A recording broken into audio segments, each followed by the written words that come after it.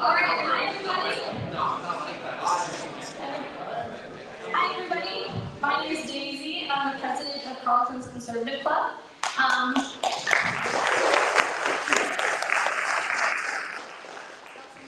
conservatives here tonight, which is great. On behalf of our club, as well as our co-hosts, the Young Liberals and the Debate Society, I would like to welcome you all to Carleton tonight for the debate of the century, round 2. It's great to see so many faces, and we're very grateful to all of you for coming to spend your Tuesday night here with us. We're really looking forward to an evening of great discussion and debate about some of the most pressing public policy issues affecting Canadian students. And I really hope that you leave tonight with a greater understanding of different political viewpoints, especially those that you might not hear very often on Carleton's campus, and as well an appreciation for the value of open debate and diversity of opinion here on campus. Thank you so much for that, Daisy. Hello, everyone, and thank you for coming tonight, for joining us for this amazing event. My name is Liberal MP Kevin Lamoureux, and I'm the president of the Carleton University. We're very glad to see that so many people have come out today on a Tuesday night, and that is. So it's very important to see youth involvement in this country, especially. And I'm very excited for this event, and hopefully it goes really well.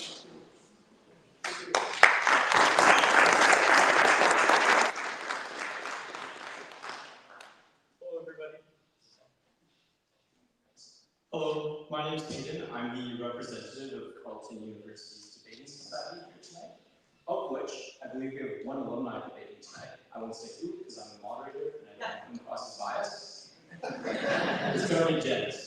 That being said, tonight we're going to be debating 3 topics. The first one is the liberal approach to the economy working?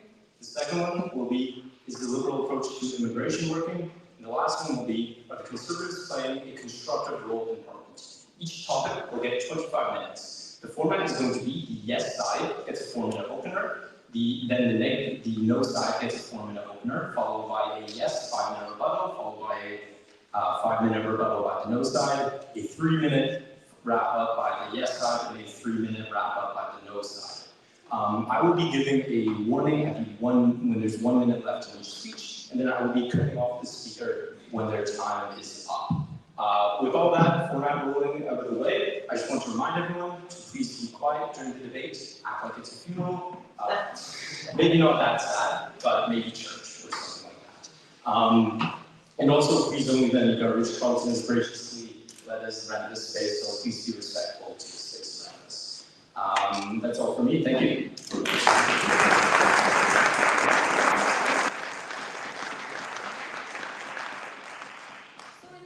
On behalf of Carleton's Conservatives, it's my honor to introduce to you Carleton Janice, Member of Parliament for Sherwood Park, Fort Saskatchewan. Originally from the beautiful province of Alberta,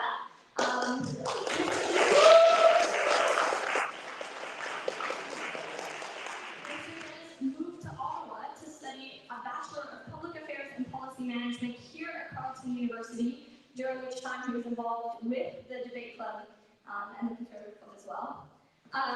Mr. Janice also holds a master's degree in public policy from the London School of Economics and has worked as an assistant to former Prime Minister Stephen Harper and an advisor to former Minister Rona Ambrose. Mr. Janice was first elected to the riding of Sherwood Park, Fort Saskatchewan in 2015 and is serving his 4th consecutive term. Throughout his time in Parliament, he's been a tireless advocate for human rights issues around the world and is currently serving as the Conservative Shadow Minister for Employment. So welcome back to Carleton, Mr. Janice, and we're really excited to hear what you have to say.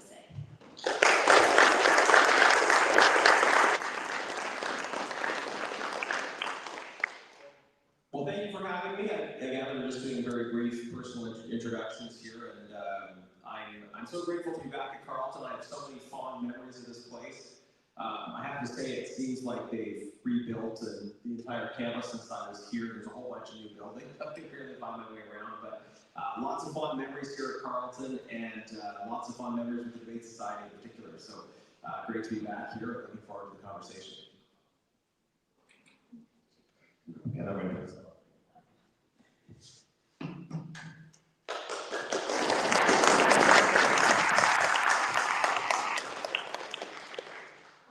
So on behalf of the Carleton University Young Liberals, I'm very excited to introduce the Member of Parliament for Winnipeg North. From Winnipeg, Manitoba, MP Lamoureux went to University of Winnipeg. He served as a member of the Canadian Armed Forces for 3 years before leaving in 1985. Elected in 1988 for the first time at the age of 26 to Manitoba legislature, he served the riding of Easter for nearly 20 years, holding many key critical roles for the Liberal Party of Manitoba. He twice made a bid for the leadership of the Manitoba Liberal Party. In 2010, he decided to run in a by-election in his constituency of Winnipeg North for the Federal Liberal Party. Winning that by-election, he has served as the riding MP ever since, and in the most recent general election, he won his 6th term. He served as the deputy leader for the Liberal Party from 2011 to 2015, and in 2015, when a new Liberal government was elected, he was appointed parliamentary secretary to the leader of the government in the House of Commons, a role that he has held ever since. He also spent time as a member of the Privy Council, being appointed by Justin Trudeau in 2024. Lastly, he is known in the House for his quick wit and his passion for debates. We're very grateful for your time and your experience and your willingness to engage with students. Thank you so much.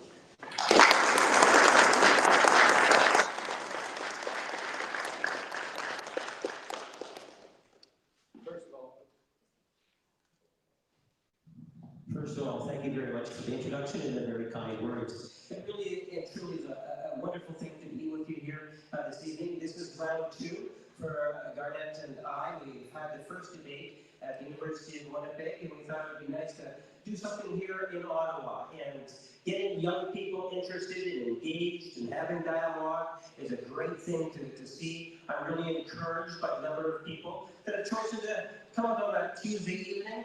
And like you, I'm anxious to get underway, so I'll leave my comments at that. Great to see you all. Thank you.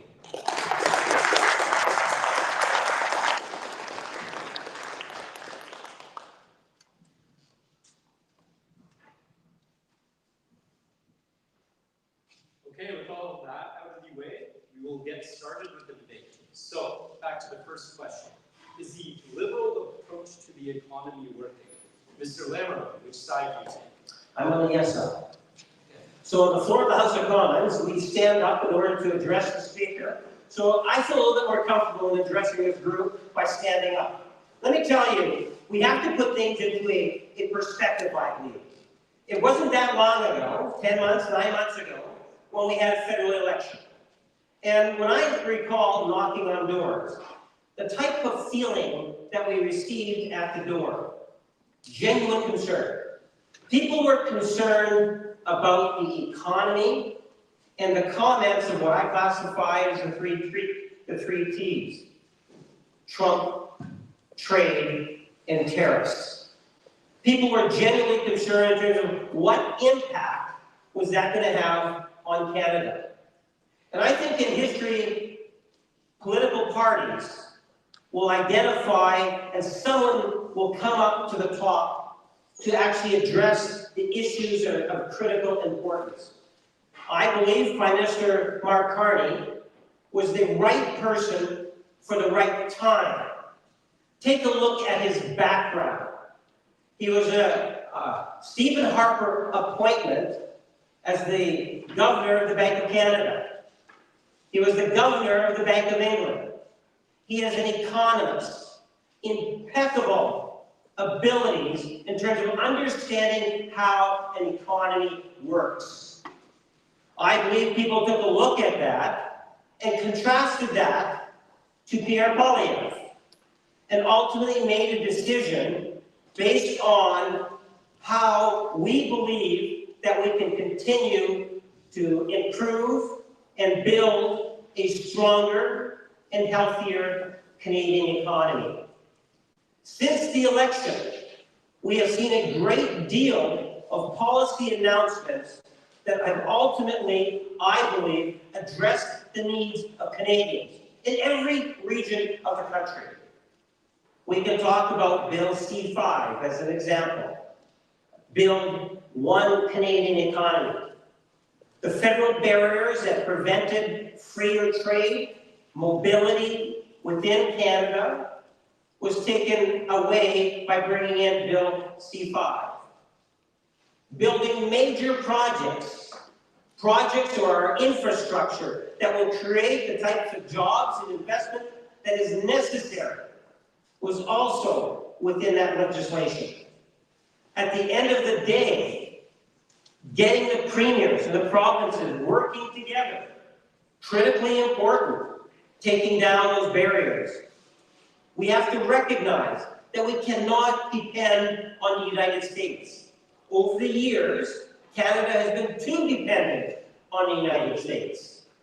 So these are the types of issues, by looking at building here internally in Canada, the amount of efforts that the government is putting in terms of international trade, creating more exports, creating more investments coming into Canada by using our Prime Minister and the government, has really made a difference.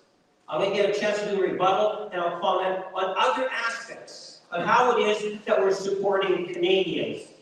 Again, this is something all about building a stronger and healthier Canada. Thank you.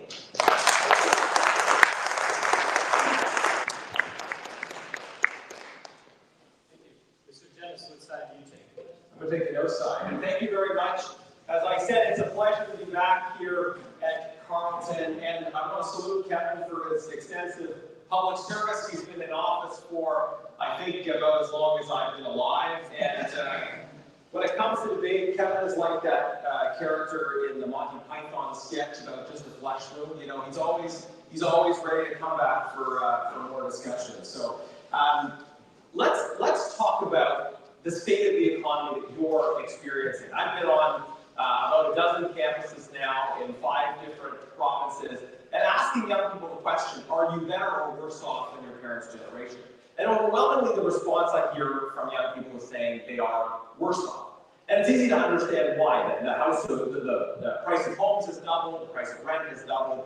We have faster food inflation. The cost of food is going up more faster than peer countries. Young people are under pressure in other ways, with a 13.3% youth unemployment rate, recession levels. And so these are the hard facts on the ground. So how did we get here? What are the policies of the government that contributed to this? I was first elected in 2015. And at the time, Canada had a deficit, had a debt that's less than half its current level. It had much lower housing prices, much lower food prices. But at the time, Justin Trudeau came into office with a simple economic argument. His argument was that deficit-fueled government spending, which they would call investment, would lead to greater economic growth. That was the core of the argument. In fact, he said in the 2015 election he would run 3 deficits of $10 billion. If only, right? Three deficits of $10 billion, and then balance the budget in the 4th year. And this deficit spending will fuel greater economic growth, which will lead to more jobs, more opportunities. The Trudeau government came in, they quickly blew through those targets. They used up all of that promised deficit room with about a $30 billion deficit in their first year. They never balanced the budget. Over 10 years of Justin Trudeau, the national debt more than doubled.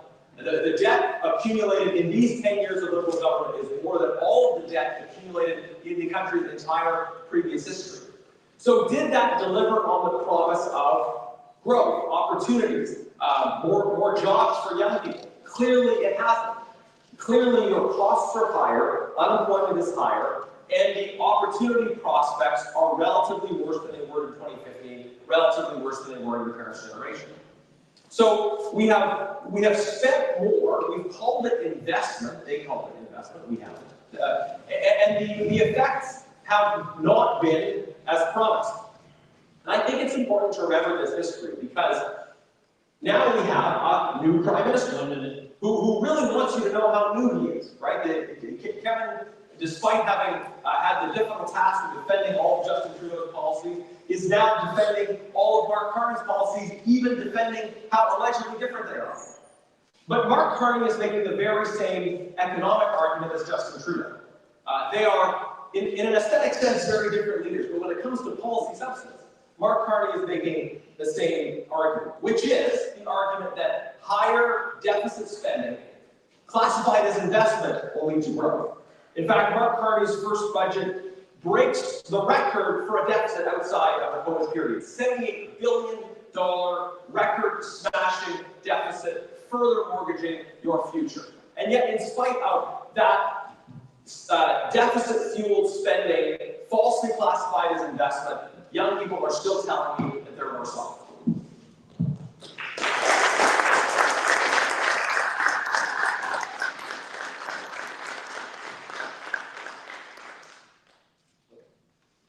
So let me just briefly comment in regards to past versus present. If you take a look at the past, and I reflect on Justin Trudeau, I think of 2 million jobs that were created in 10 years. Contrast that to Stephen Harper, 1 million in the same period of time. I think of programs like the disability program, first ever national disability program. Talk to someone with a disability to find out how important that is. I think of the Pharmacare, National Pharmacare program, and how it is that you're able to get medications, in particular for diabetes, that before people were not able to acquire. Finances matter. You can talk about the dental program. Millions of Canadians benefiting by that today. Many of those seniors that were not able to get the dental services that they required, which causes all other sorts of complications. Yes, there was a deficit. You know, the Conservative Party actually voted for a lot of that deficit. It was called a worldwide pandemic. And Canada did exceptionally well compared to other countries when it came time to get out of that. There is past. Go to the future.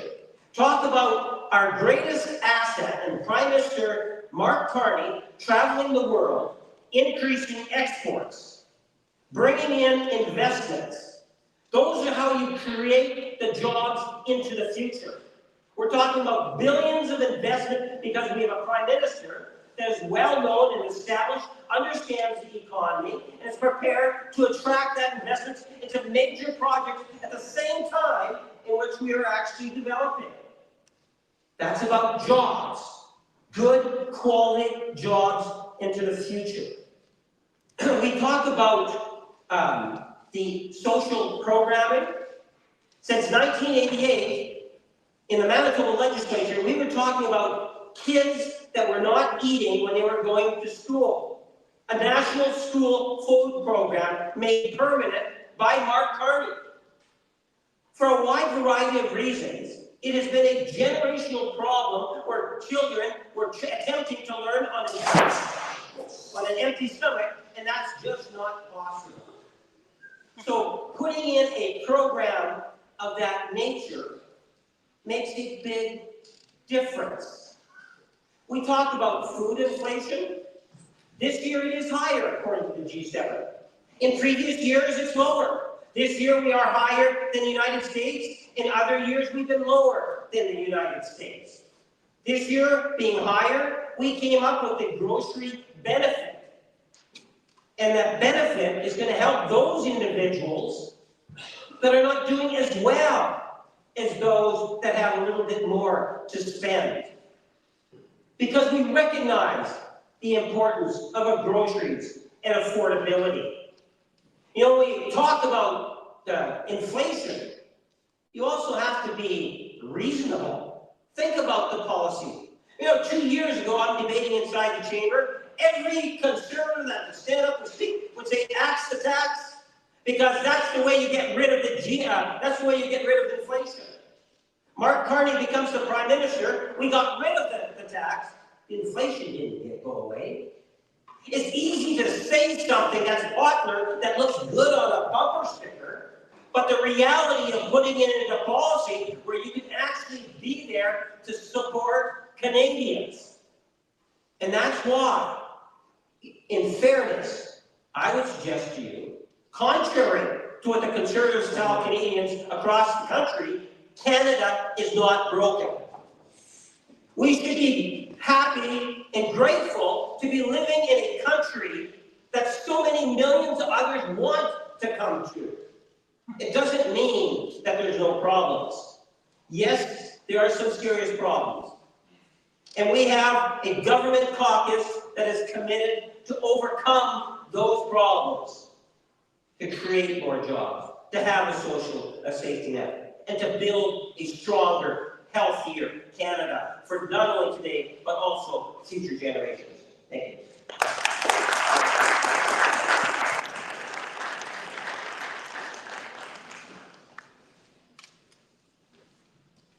Well, Kevin, I was as impressed with that argument as your banner was. Maybe we could refer that to the major projects office, and it can be their first activity. Folks, the arguments you're hearing from Kevin are consistent with what Liberals have been saying, which is, don't worry, we have social programs to partially fill in the problems that our policies have created.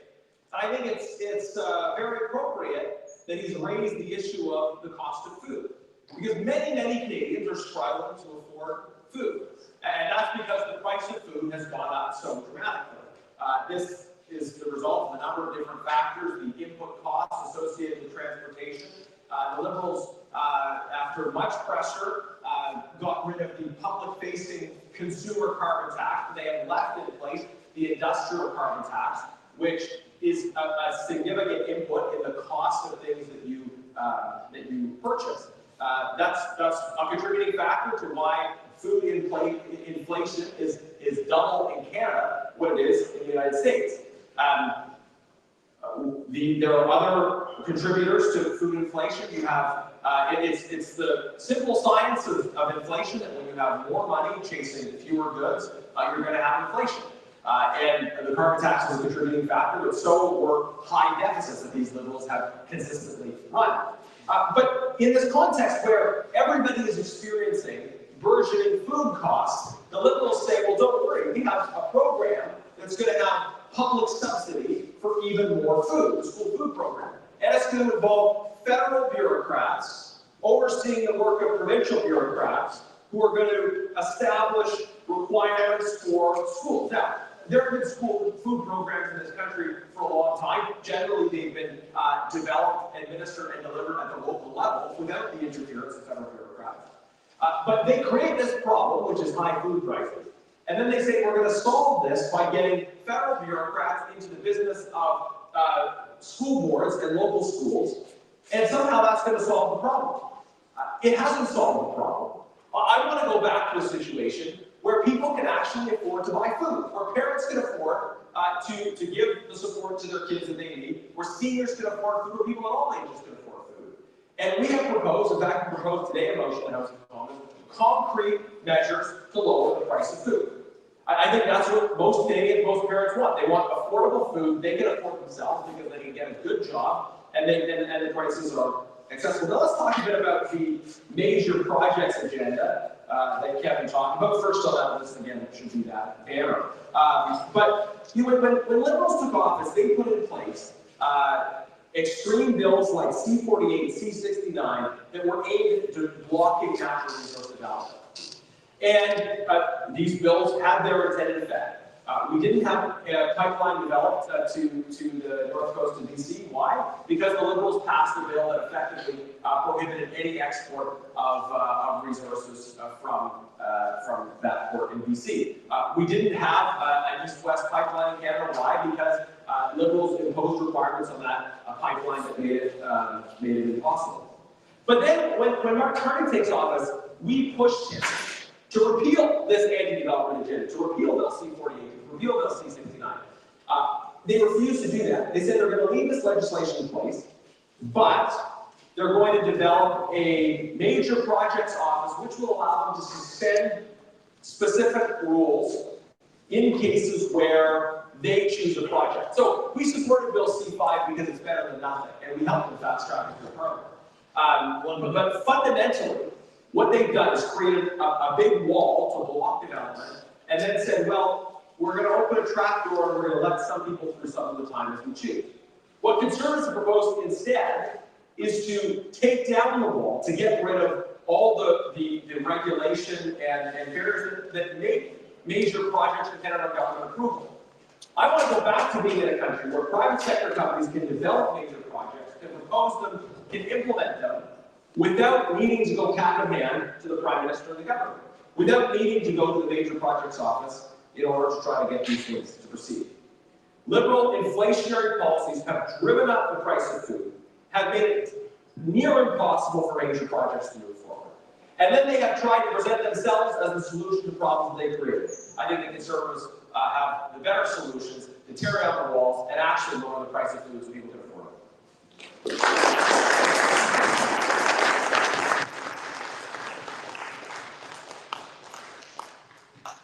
Sometimes it's a challenge to be able to say everything that you would like to say in a very small period of time. Let me attempt this. When Garnett mentions pipelines, this is the reality in pipelines. Harper was there for 10 years. Not 1 inch of pipeline directly to the West Coast. Not 1 inch. Justin Trudeau actually built a pipeline that went to the West Coast. You wouldn't know that if you listened to the debate inside the House of Commons. Our new Prime Minister has talked about and is working in building consensus on major projects that involve things like nuclear energy here in the province of Ontario, LNG in BC, copper mining in Saskatchewan and British Columbia, the Port of Churchill in the province of Quebec. And that's the first 5 that were identified. It'll attract somewhere in the neighborhood of $60 billion in terms of actual investments. These are the types of things that make a difference. But look at the contrast between the government and the official opposition. We make reference to the National Food School Program. 400,000 children benefit by that particular program. I know for a fact, because I used to be the education critic in the province of Manitoba, how badly needed a program of this nature was for the province of Manitoba.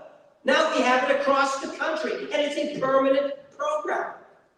The response that we get from across the aisle in the House of Commons, we have a Conservative MP that says it's garbage. We have others that say it doesn't exist. Where do they get this information from? It's misinformation. It's not true. And it's helping. It's helping in a real way. Check with provinces. We have progressive conservative provinces, NDP provinces, we have different municipalities, school boards, all being supportive of this particular program.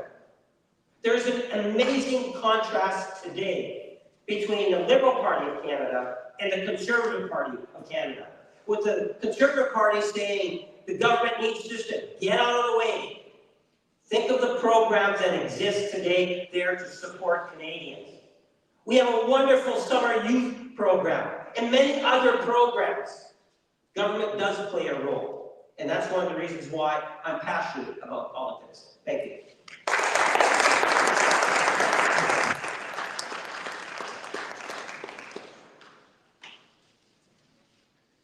So the objective reality is that far more people in this country are hungry after 10 years of Liberal government than they were before. And this is because of policies that have blocked development, reduced the economic growth of this country, and increased the price of basic goods people need. Your housing is more expensive. Your food is more expensive. And the youth unemployment rate is extremely high at 13.3%. So many people are struggling as a result of the economic policies of the government. And those effects are particularly acute for young people who are trying to get into home ownership, who are trying to build a career and build a life and face the punishing costs associated with government policy. So those are the objective results of this government. And Kevin would have you celebrate, be grateful even, I think he said, for the fact that the government has put in place a program that has federal bureaucrats overseeing the administration of local school food programs. I would like to go back to a time when fewer people were going hungry in this country because the cost of food was low, because people were paying less tax because development projects could proceed, and people could afford in larger numbers to buy food for themselves and for their kids. Under Stephen Harper, 4 pipelines were built, a 5th, the Northern Gateway project, was approved. It was immediately killed by the Liberals when they came to office. They are less explicit now about their distaste for major development projects than they were back in 2015.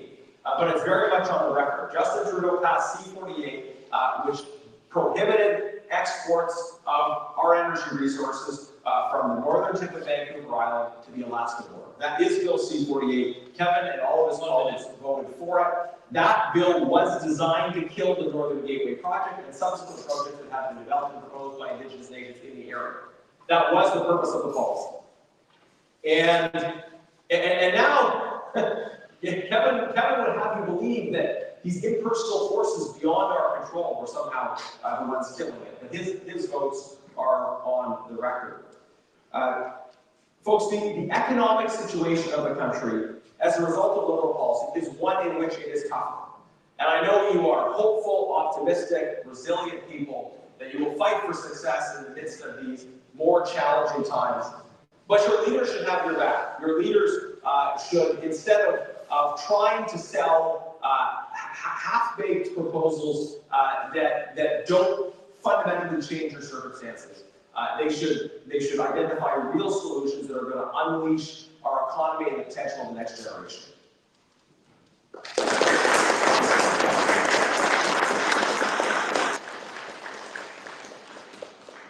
Thank you, too. That's it for the first section. We will now move on to the second section. The question for this one is the Liberal approach to immigration work? I'll ask, but I think I know the answer. Mr. Lamoureux, which side are you on? I'm on the yes side, no surprise. Immigration has always been a very important issue for me, both as a provincial MLA and now as a member of Parliament. And back in the day, I take a look in terms of what would the province of Manitoba look like if in fact we didn't have progressive immigration policies. And definitely, Manitoba's population would not be growing. If you take a look in terms of the backbone of our healthcare system, I'm referring to the province of Manitoba, but I think there's a lot of similarities no matter where you go, is temporary workers or individuals that have become permanent residents working in areas, everything from healthcare to manufacturing and supporting the economy as a whole. Canada needs immigration. But the Prime Minister is right when he says that we need to stabilize it. I recognize that. I understand and I can appreciate that there are some serious issues with immigration. What concerns me is that there are some that are trying to portray an image that is very damaging, that causes all sorts of tension within our communities. Immigration is not a bad thing. Canada is a nation of immigrants. We will continue to need positive, stabilized immigration well into the future if we want to be able to not only sustain ourselves, but to allow us to grow as a nation. It has enabled us to become a very diverse society, a society that has been enriched because of that. You know, it would be, people will often say, well, it's taking jobs. And when I go back to 2009, when the leader of the Conservative Party sat around the cabinet, or Conservative caucus, youth unemployment, for example, back then was just over 15%.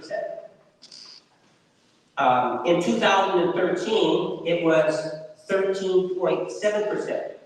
I say that because in 2014, in January 2014, the Conservative government under Harper indicated that we want to expand international students to exceed 450,000.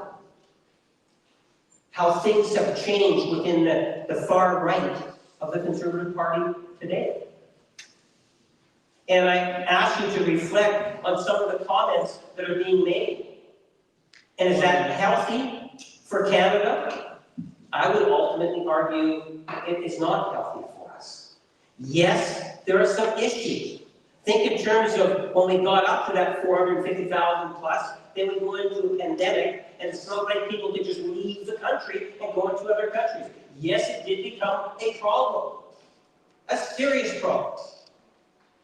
But we still need to understand and appreciate the important role that immigration has to play. And at the end of the day, we have a Prime Minister, a Minister of Immigration, and a government as a whole that will stabilize it. And we're already seeing that in the numbers that we have today. We don't need to fear immigration. It can continue to be a positive factor for Canada today and tomorrow. Thank you.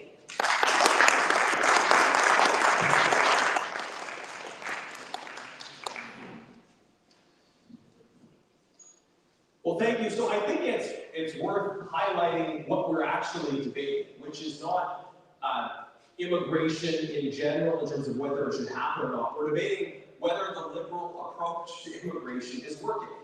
Now, this week, Stephen Harper and other members of his government are in town for the unveiling of the official portrait on Parliament Hill and some other festivities around that. And I think it's an important time to remember the state of immigration policy and immigration policy debate under Stephen Harper. So over the course of the 10 years of the Harper government, Canada had about 300,000 new people come to the country every year, which was up until that point the highest sustained immigration levels in the country's history. And I would say quite high on a per capita basis compared to other countries around the world. Our approach to immigration emphasized legality, it emphasized process, it emphasized also the importance of skills alignment. That is, when new people are coming to Canada, it's important to think about and assess how their skills align with skill gaps that exist in this country. So it's not just a matter of numbers. Numbers are part of it. There are some numbers that are too big, clearly, and some numbers that may well be too small. But also it's about identifying alignment with the situation of the country, economically, specific skill areas, specific regions, etc.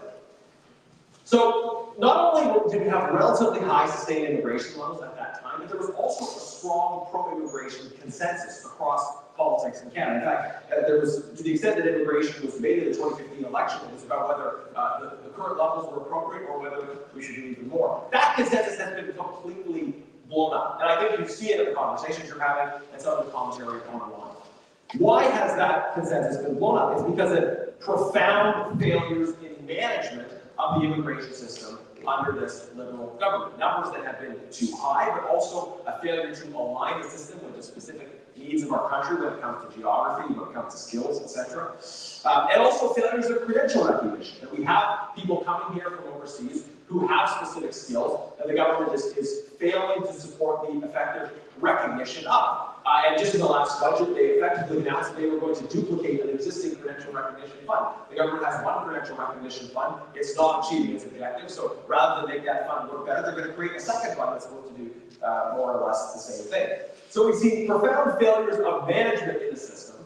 And what we have been hearing during our study of youth unemployment at the Human Resources Committee from various economists is that specific Liberal policy choices on immigration have exacerbated competition for entry-level jobs. That is, if you're not effectively identifying and recognizing the skills of newcomers, then they are more likely to compete for entry-level positions against young people. Now, that's not a critique of immigration in general, always and everywhere. That's a critique of specific immigration policy choices that were made by this Liberal government.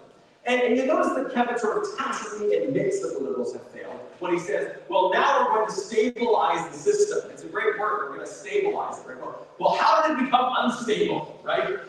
Was there some great wind or unexplained external force that destabilized our immigration system?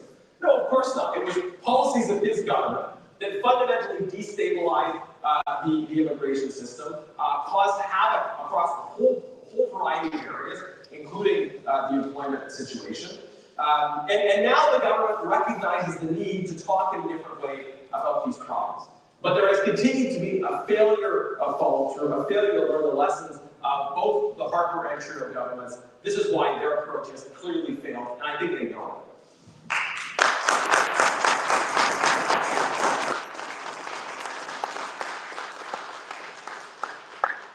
I think when you think of immigration, the overall numbers, you're talking about today, less than 1% of Canada's population. That is the targeted number. It's at 390,000. And that's the number in which we will achieve. That's the commitment the Prime Minister made to Canadians in the last election. I remember Manitoba arguing as a province that we want to get more than 1% coming to the province of Manitoba. When you think of immigration or temporary workers, you have to recognize the regional differences. So, for example, in the prairies, in the province of Quebec, and in other jurisdictions, you will find that there is a very high demand for rural communities, where they want to be able to have those communities provide the types of services that major urban centers have. They want to be able to have economic opportunities that can be generated through immigration and temporary workers. That's a demand that's coming from rural communities.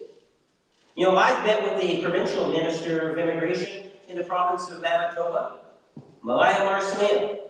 She wants to be able to keep every temporary worker that's in the province of Manitoba. And she also wants to be able to see those Ukrainians that came, that left Ukraine because of the illegal Russian invasion of Ukraine.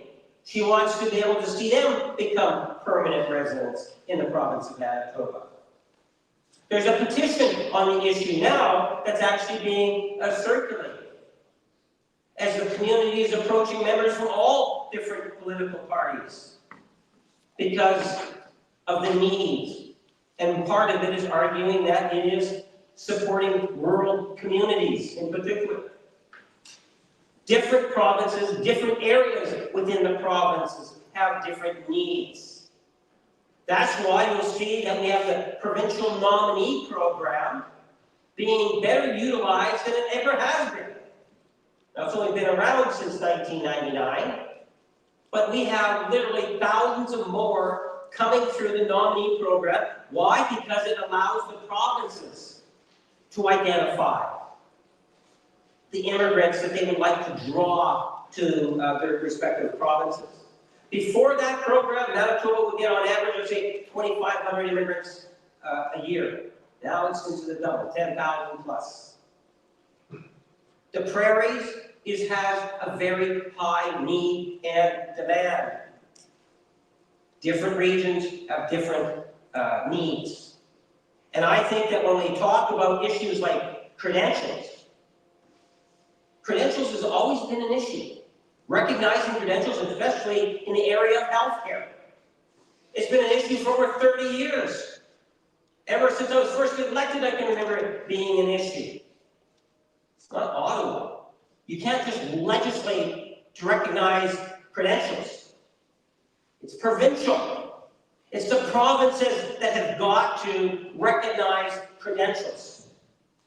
So at the end of the day, when the Prime Minister Carney talks about building one Canada, that includes the mobility of labor. So for the first time, we're actually seeing more provinces looking at ways in which, look, if you can be a nurse in Alberta, you should be able to be a nurse in Ontario, and vice versa. There's provincial barriers that are there, and that also includes credentials. I've met doctors that have been selling furniture, even driving taxis, as opposed to practicing medicine, a skill set that they have. Imagine you spend 4 or 5 years here at Carleton, and you go somewhere and they refuse to recognize your credentials. It's a serious issue. That's why the best thing Ottawa can do is provide financial incentives and promote provinces to start recognizing those credentials. Because it's a waste of talent and some amazing people by not doing so. Yes, there is more work to be done, and I believe with this Prime Minister, we're going to achieve a better, sounder immigration going forward. Thank you.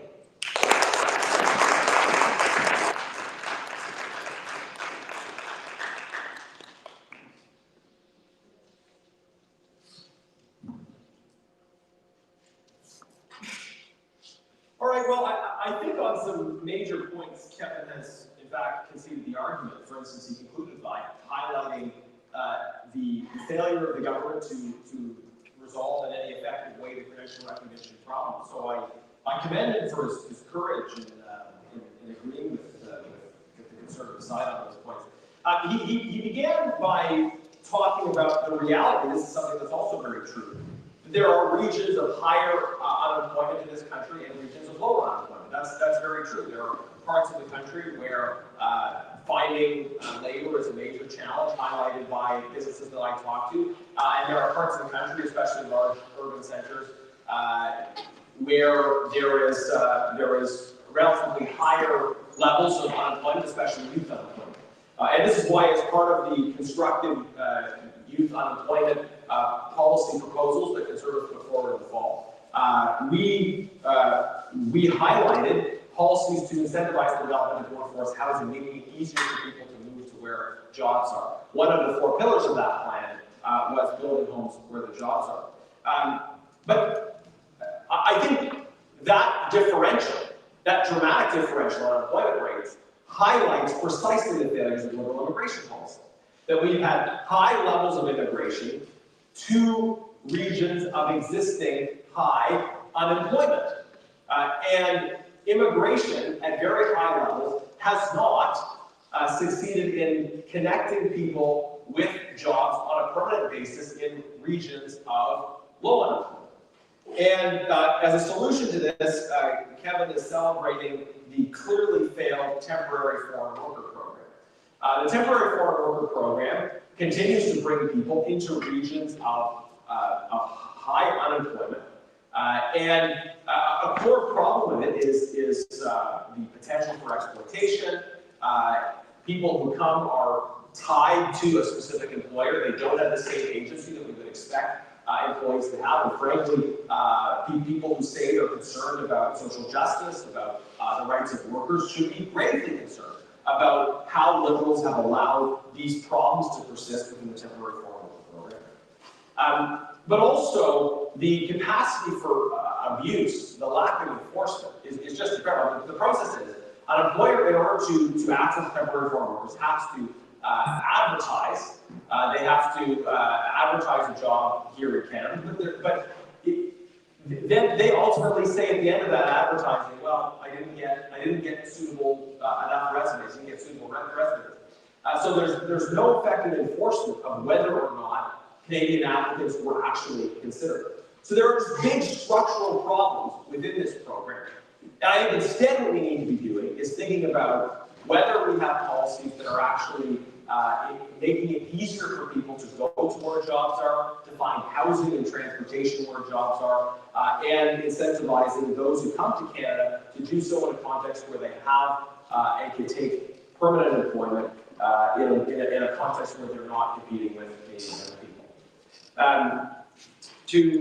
To sort of tie it all together, our Conservative Youth Jobs program was about 4 points: unleashing the economy, fixing the immigration system, fixing training to help align training young people receiving with job opportunities, and building homes where jobs are. And we identified specific policy proposals in each of these areas.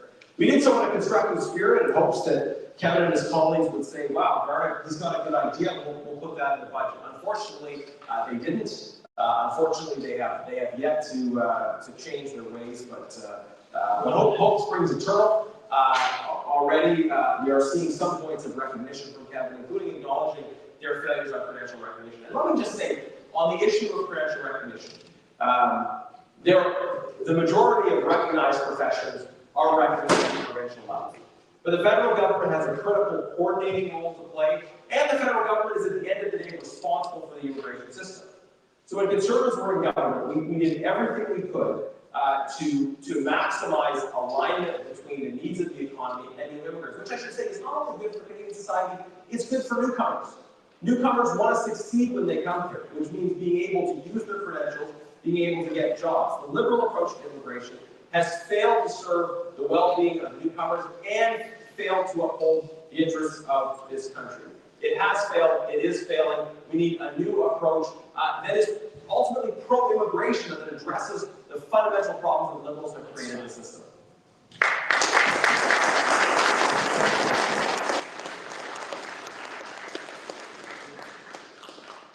Let me pick up on the credential issues, because it is a very important issue. When you think in terms of, and Greg says, you know, that I've committed failure, well, I can honestly say, whether it was Brian Mulroney, Justin Trudeau, Jean Chrétien, Stephen Harper, none of them made headwinds of any significance at all while they were prime ministers. In the area of healthcare in particular. None of them did. Mark Carney, on the other hand, for the first time, has actually taken a substantial action that is moving the dial. And that is something in which I can clearly demonstrate. You know, Alberta recognizing a nurse and now practicing as a registered nurse in Thompson, and the nurse that was recognized in Alberta was actually from the Philippines. We have seen significant reason to appreciate that we are seeing movement on that file finally in a significant way. And it will be complemented by financial incentives to encourage provinces to even do better. I'd like to try to explain from my perspective, when I talk about immigration, the issue, the destabilization, if we can use that word, if you want an example of that, it's not necessarily the temporary workers per se. What it is the international student.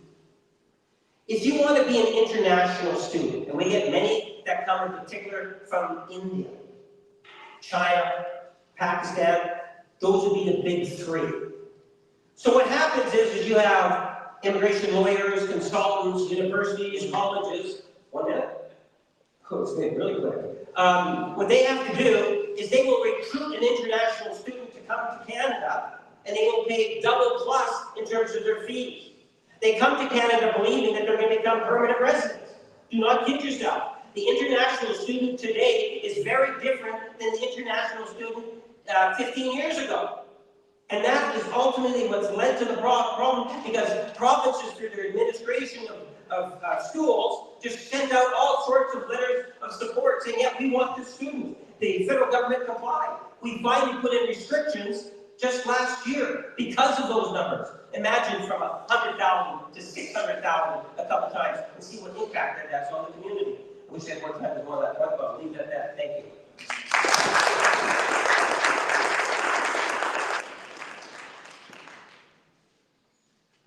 I'm almost inclined to cede my time to Kevin, though, because I think he was making the argument very well about how Liberals have failed on the immigration system, highlighting the dramatic destabilization, for instance, of the international student system. Again, he's correct. There were significant problems that emerged during the Liberal years as a result of Liberal policies on international students. They made the choice, for example, when they took office, to dramatically expand the types of institutions that were eligible to take international students, far beyond universities or established reputable colleges that you would recognize. They dramatically expanded the numbers, and they dramatically expanded the kinds of institutions that were eligible to take students. So, again, we are agreeing. The immigration system was dramatically destabilized under Justin Trudeau. I'm not sure what other conclusion you could draw, but that the Liberals failed on immigration based on the arguments that we are both making. On international students, I will share a story that highlights just the failures of management and oversight in the system. I had a chance to meet a number of students who were on the verge of being deported. And the context in which they're on the verge of being deported is these students were victims of fraud. They were tricked by an unscrupulous immigration consultant. They were given fake college acceptance letters, and they were redirected once they came to Canada to other very small, less well-known institutions. So these students were victims of fraud.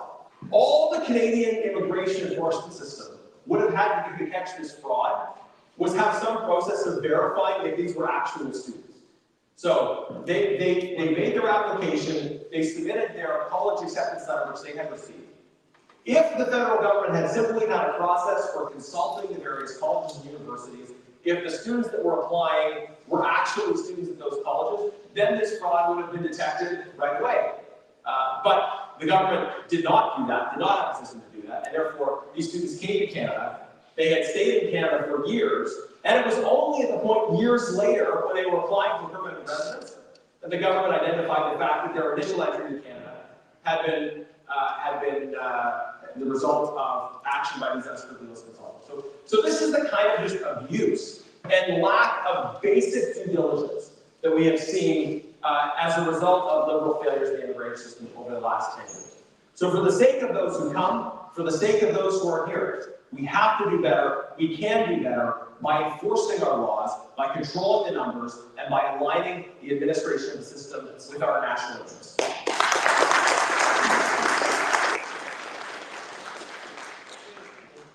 it for our second segment. Thank you for another good segment. We'll move on to the third subject now, which is, are the Conservatives playing a constructive role in Parliament? Start with Mr. Jennis. Which side do you take? Yes. Well, Thank you. This is the segment that Kevin and I think, really enjoy getting into. We debate a lot on the floor of the House of Commons, and he calls me in particular a destructive force in the House of Commons. So when he says that, I print it off and put it on the wall. But I think it's important to highlight the constructive and vital role that His Majesty's loyal opposition plays in Parliament. Because the tone and tenure of Liberal discourse in this area, it is, as I've illustrated, to try to delegitimize the important and legitimate role that opposition is supposed to play. Our system, by having an opposition that is pro-Canada, that is loyal to the country, and that from love of country challenges the government on the issues of the day, I think that's a better system. I think it's better than a system in which you don't, for instance, have that structure back and forth. It elucidates key differences, it facilitates clear accountability, it allows present and future problems to be identified. And we have various tools at our disposal in Parliament to be able to hold the government accountable. Now, one of those tools is to request that documents be handed over. A parliamentary committee or a majority of the House of Commons can, for instance, order the production of documents to be handed over so that we can review what the government is doing and get to the bottom of policy decisions as well as various scandals. And yet, Liberals have refused, in many cases, to hand over documents that have been ordered. Conservatives have the ability, opposition parties have the ability, to put forward motions for debate on opposition days, as well as Kevin's favorite, the concurrence motion, which is an opportunity to have a debate in the House of Commons about an item that came out of committee. And the role of the opposition plays in constructively presenting alternative policies, as well as requesting documents, calling ministers, holding the government accountable, is an important role for advancing the national interest. Now, as an opposition, we don't reflexively disagree on everything. Our role is to identify areas where we agree and to move forward legislation in those areas. And it's also to take a stand in areas where we have sharp disagreement, to expose problems, to expose abuses. One area where this happened recently was Liberal Bill C9, which contained serious attacks on freedom of speech and freedom of religion. So in the context of the committee, the government was saying, pass this bill as quickly as possible. But by making arguments on it, and by not passing it in an instant as the Liberals wanted, we were able to expose the problems of this bill to more of the public. And now the Liberals have seen the wisdom of our arguments, perhaps, or at least if they haven't seen the light, they felt the heat, and they've paused consideration of that bill for the time being. At the same time, we at the same committee, the Justice Committee, we said we want to work together quickly to move bail reform legislation forward, trying to at least partially reverse some of the bad Liberal bail decisions that have been made in the past. The government always wants legislation passed as quickly as possible, but I will tell you there are many examples in history of bills that were passed too quickly and then problems were identified with them after the fact. And I can give you some examples in the next segment if there's time. But it is the responsibility of Parliament to exercise considered judgment over time to make sure that it gets legislation right.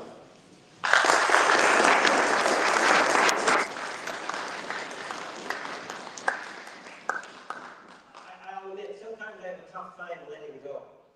And I did want to add one more comment in regards to the international students. I can't give you the specific answer, but some of you can actually Google search. Find out how many international students there were back in 2012. And then remember, it was Stephen Harper and Pierre Poilievre that came out with the statement in 2014 that we're going to increase the numbers to over 450,000. Now, if someone asks me the question in the next, I'd be more than happy to answer that particular question. But then you'll get a sense of why it is that we fell into the trap that we came into. In regards to, are the Tories playing a productive role inside the House of Commons? Absolutely not. And if you want to get a good example of it, read what was taking place back in November of 24, and contrast that again to today, where there's no change. You see, the official opposition, they like to take this approach. The approach is, we don't want the Liberals to pass any legislation. Avoid at all possibilities. Filibuster, whether it's in committee or whether it's on the floor of the House of Commons. Do not let Liberal legislation pass. After all, it's a minority government. And in a minority government, you have to get opposition on side in order to get legislation through. And then what they'll do is when you get the breaks, they'll say, those darn Liberals, they can't pass the legislative agenda. Yet the reason why we can't pass it is because they won't let it pass. Now, there are some exceptions. Sometimes we can shame them into doing the right thing, and it can be effective. Let me give you a tangible example. We came out of the last election, and one of the big issues that were at the door beside the Trump tariffs and trade was the issue of crime. Crime and safety in our communities. Do you know we have 4 substantial pieces of legislation dealing with that issue? Put it all together, and it's not passing. They're not allowing the legislation to pass. And the way they do that is they prevent the debate from occurring. So, to give you a good example, you know, we're trying to get a debate, and I'm saying, well, when are you going to let the bill pass into committee on Bill C-16? And then they'll stand up and say, oh, aren't you anti-democratic because you don't want to allow debate to occur? Back in December, I stood up and I said, would there be leave to allow us to sit till midnight for a couple of weeks so that the Conservatives would be able to debate? After all, they want to debate the bills. What was the Conservative response? No. They didn't want to sit late. And then, to further complicate it, they have concurrence motions.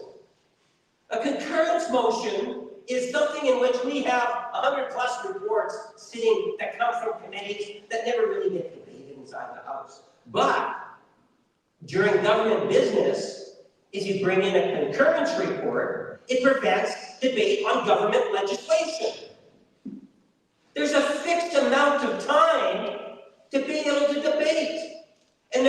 up other issues during government business when they could be doing it during opposition days. Ask yourself, how many times has there been a concurrence motion on an opposition day? Never. It hasn't happened. That's time. Thank you.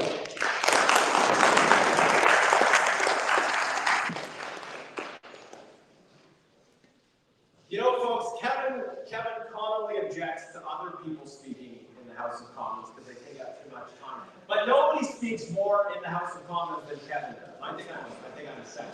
He definitely speaks the most. So, as many have pointed out before me, if they wanted legislation to pass more quickly, all Kevin would have to do is speak a little bit less. But what he said is just substantially inaccurate. Conservatives have, on many instances, worked to pass legislation more quickly, push the government to bring forward and pass legislation more quickly. He talked about C5, the Major Projects Bill, which we believe was clearly inadequate, but was a marginal step in the right direction. We pushed the government to pass it quickly. We supported and helped them expedite that through Parliament. Now, in the last Parliament, we had Bill C-70, the Foreign Interference Bill. We pushed the government to bring it in. They refused for a long time. They campaigned against the Foreign Influence Registry, which we clearly did. But eventually, there was so much public pressure and concern about foreign interference, driven by leaks from CSIS, actually, that showed that the government was not acting on clear foreign interference threats. So eventually, they brought in a bill on foreign interference, which was an improvement on the status quo. We supported it, we worked with them to bring it through Parliament, and we wanted to bring it through quickly in hopes that they would be able to implement a foreign influence registry as quickly as possible. Of course, it's been more than a year, and they still haven't implemented the foreign influence registry. So I would say there are many instances, including these examples, where we have worked with them to move legislation forward, but where the failure in action has not been in part of the House of Commons, it's been in the part of the government itself. Bail changes. When Liberals first took office, they made dramatic changes to our bail system, which have made our country significantly less safe.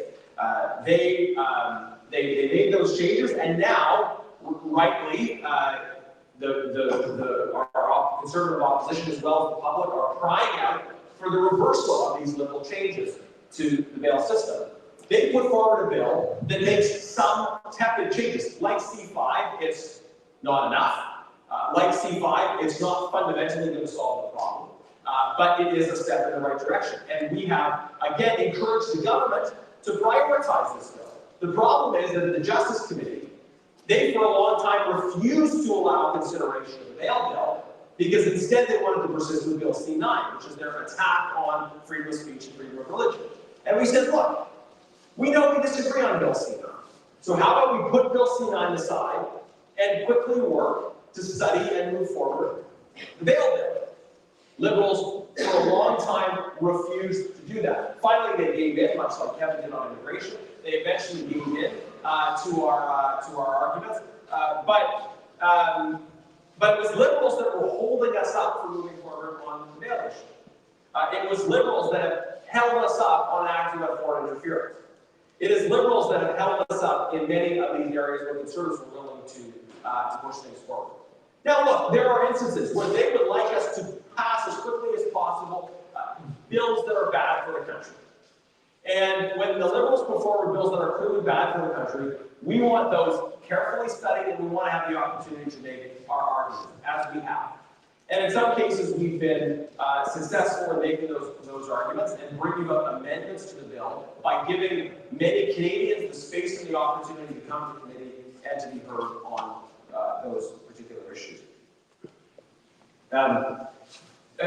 Finally, I want to make a broader point just about the role of Parliament.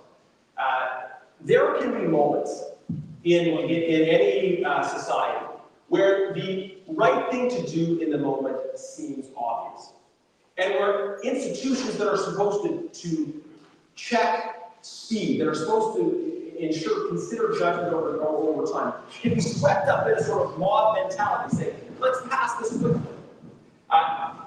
In my province of Alberta, we had for a number of decades on the books a sterilization act that allowed the involuntary sterilization of people with disabilities. Terrible, terrible thing.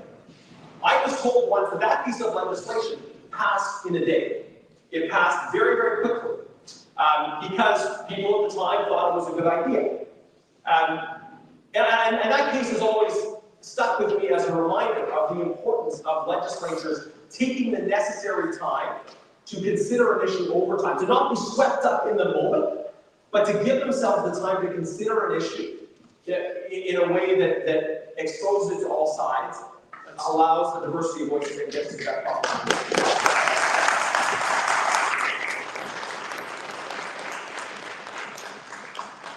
Briefly, follow up on what Garnet said. If the House of Commons recognizes something of great value, you'd be amazed in terms of how quickly things can actually pass. They can pass in one day. From first reading right through passing third reading and off to the Senate it goes. A good example of that would be a private member's bill. Not a government bill, a private member's bill, 202. And that was to reinforce the importance of supply management. You know, I was amazed yesterday. The Conservatives actually moved a motion on a government bill so that we could actually get that legislation passed. And there's a good reason for that. I'll explain it maybe later if I get enough time. But here's the problem. I made reference to an election platform issue. One of the big ones was bail reform, what Garnet was talking about. Bail reform legislation has been we've needed it now for a long time, and we have a prime minister that was elected 9 months ago that made a commitment to Canadians that we would deliver on bail reform legislation. There was an amazing amount of consultation that took place, whether it was law enforcement agencies, to stakeholders, provinces, territories, Indigenous communities, and we came up with Bill C-14, the bail reform legislation. The record will show that when that legislation was introduced, we talked about how it is that Canada came together with wonderful, positive legislation, and there's no reason why that legislation should not have passed before the end of the year. I stood up on numerous occasions, challenging the opposition to at least commit to allowing the legislation to pass before the end of the year. There's absolutely no excuse for it not to have passed. Provinces all supported it, all political parties outside of the House of Commons. Law enforcement officers all supported the bill, and there's no reason why it couldn't pass. Remember, I told you I stood up at one time I'm debating on the issue, and it's on my Facebook. You can actually see it, where I actually asked the Conservatives to allow the legislation to pass, to allow us to even sit for a couple of weeks so that we could accommodate the debate. And I was actually being chided from the other side saying, well, we don't have enough time to debate. And that's why I opened it up on behalf of the government. And it was flatly rejected by the Conservative members.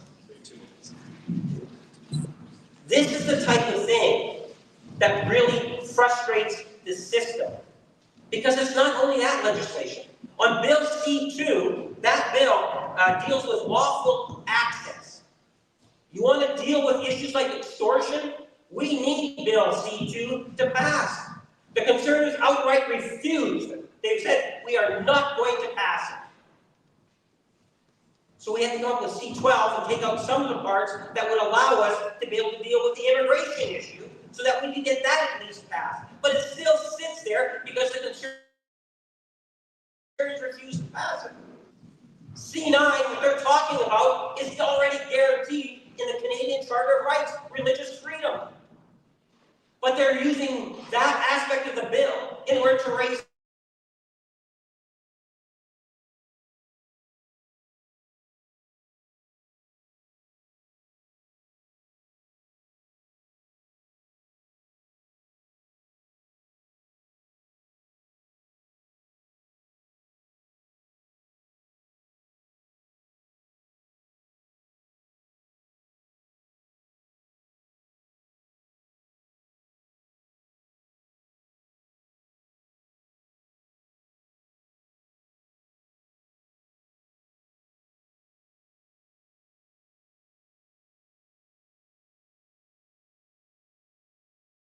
of a potential election, and they want to see, and they will now appear to want to support some of the legislation from passing.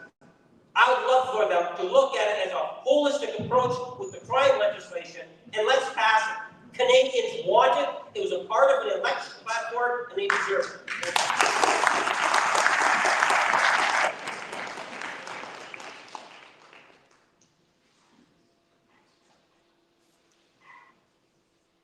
All right, well, we're seeing further concessions from Kevin tonight, who has, in the dying moments of his speech, effectively acknowledged that actually Conservatives have cooperated with the government in various instances. It's not just yesterday, we can go back to the spring on C5, we can go back to last year on C70, the various examples I've given. But I do want to highlight the issue of criminal justice, because I think it's very important that we highlight how we got to where we are. Liberals put forward legislation on bail when they first took office that made it much easier for repeat violent offenders to access bail. This is the core issue that we're talking about, is that there has been a significant increase in violent crime under the Liberals. And I think part of the reason is because you have the same people committing crimes over and over and over again and continuing to be able to get out on bail after they have committed crimes. So we have put a great deal of emphasis in our campaigning over the last few years to say that we need jail, not bail, for repeat violent offenders. And I think we have really resonated with the conservative Canadians on that issue.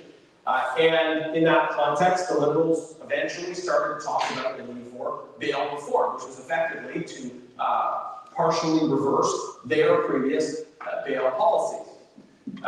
Again, like immigration, there wasn't some external destabilizing force that changed the bail system initially. It was policy choices by the Liberals that failed. And the fact that they were the cause of these failures highlights why it is important to consider legislation when it's initially proposed, hopefully avoid some of these mistakes. Conservatives, my colleague Arvin Canna put forward a private member's bill, the jail not bail bill, and we had an opposition day calling on the House of Commons to rapidly adopt Mr. Canna's bill. This was before Liberals had even put forward their own bail reform bill.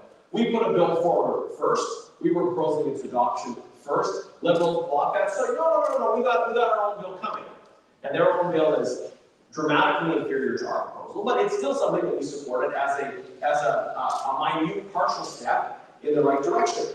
And we encourage them to prioritize this bill so it gets studied and passed quickly. But at the Justice Committee, they refuse to prioritize the bail bill. Again, because they don't really believe in reversing the bail changes they caused. They caused these bail problems for ideological reasons, and they don't really believe in reversing it. That's why they have failed to prioritize their own bail bill, and instead they tried to put Bill C9, this attack on freedom of speech and freedom of religion, ahead of that bail reform bill. Again, we have been ready to reform the bail system since they broke it in the first place, and we put forward legislation to do precisely that. That's what a constructive opposition looks like.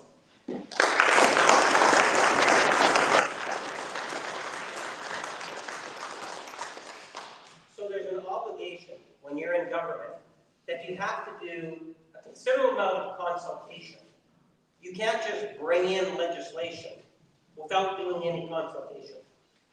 And I can tell you, every province in every territory was concerned about the need for bail reform legislation.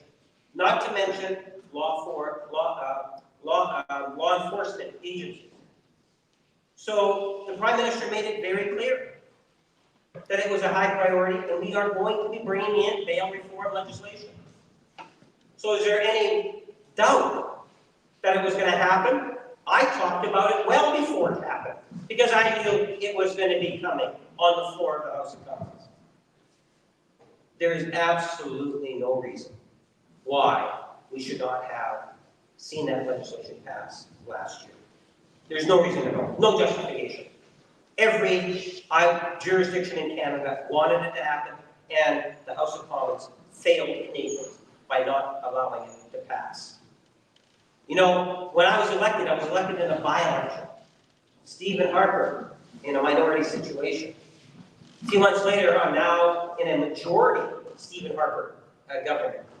And I was amazed because they had introduced a bill, and then right away they would bring in time allocation to prevent people from being able to talk about it. And it wasn't, for a number of months when I realized why that was necessary. And in fact, even in opposition, I commented that time allocation is a necessary tool to use at times because that's the only way a government can actually get its legislation passed. And I suspect that Stephen Harper was frustrated because his first two elections were minority governments. So without the support of an opposition, you cannot deliver on your commitment or on legislation. The real answer, if we want to make Parliament work better, we need to have programming. Much the same way that we do for private members' bills. I'm not talking about the hours or how long the debate, but programming of government legislation, just like we do for private members' business. In order to try to see more decorum, in order to provide governments, whether they're minority or majority, to be able to get things through. I think that is, in part, the answer. Because there is a lot of good things that could be done, that should be done, that are not, for a wide variety of reasons, and from my perspective, it's because the official opposition today sees is playing a destructive role on the floor of the House of Commons. That's my reality. I see it every day. Thank you.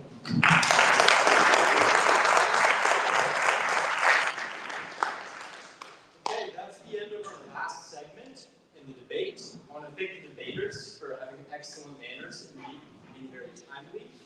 Nobody went over time, which is great. And I want to thank the audience for being very respectful and quiet the entire time. Give yourselves a round of applause.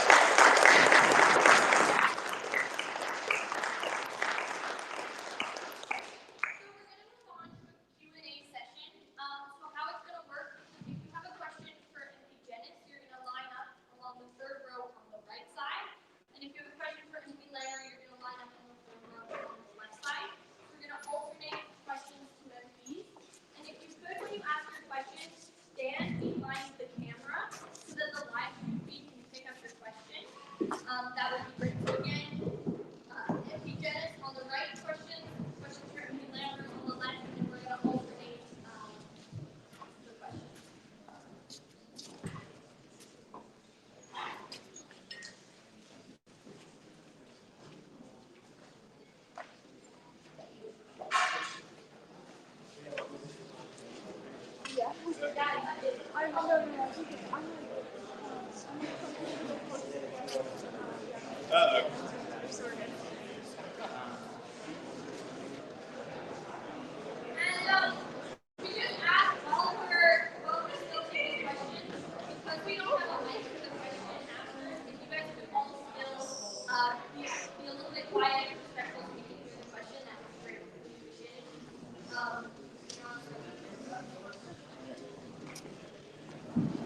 All right, thank you members, and thanks to all the clubs for hosting this event. This has been a really informative event.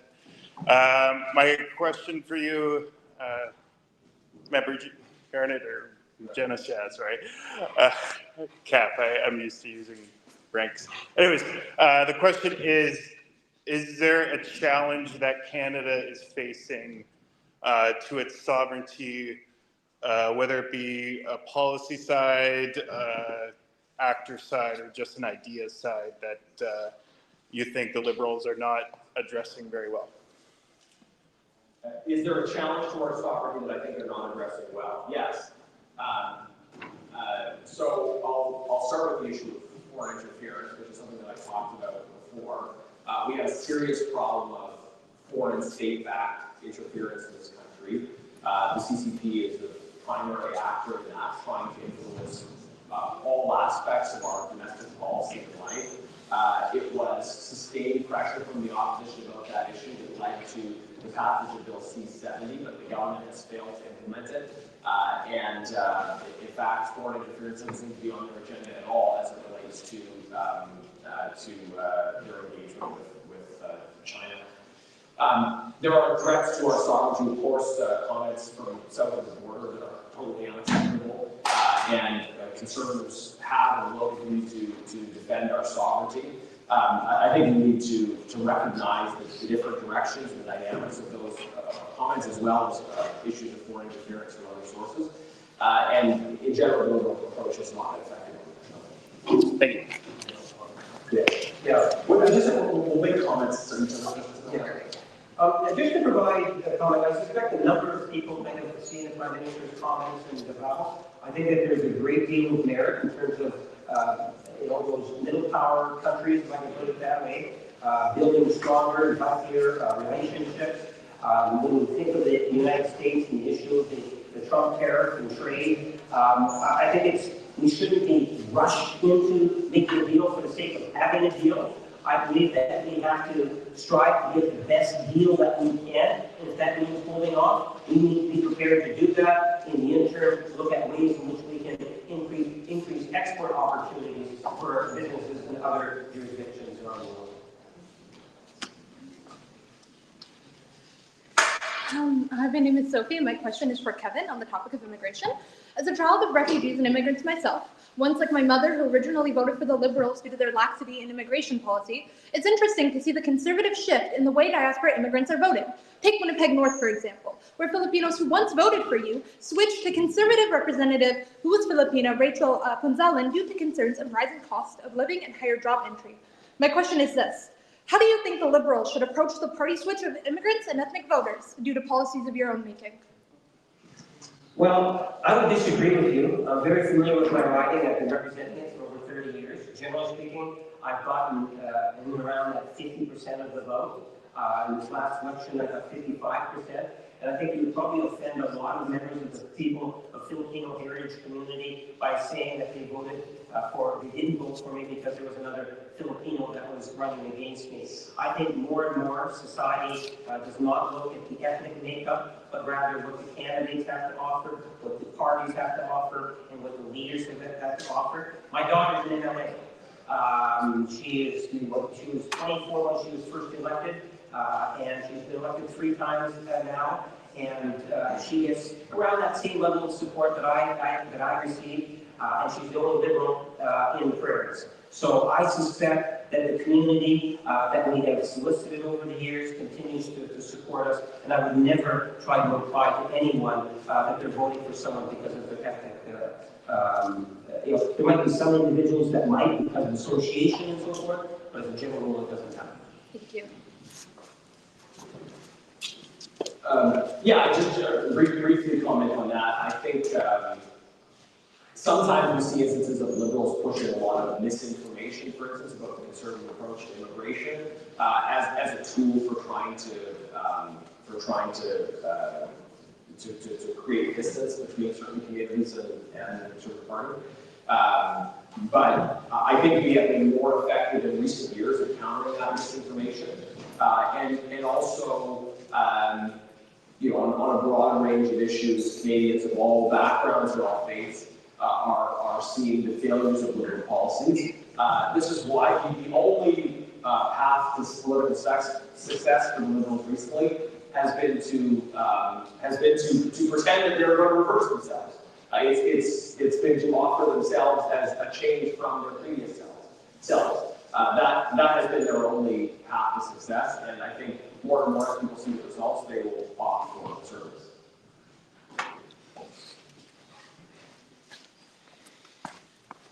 So my question's for you, MP Genuis.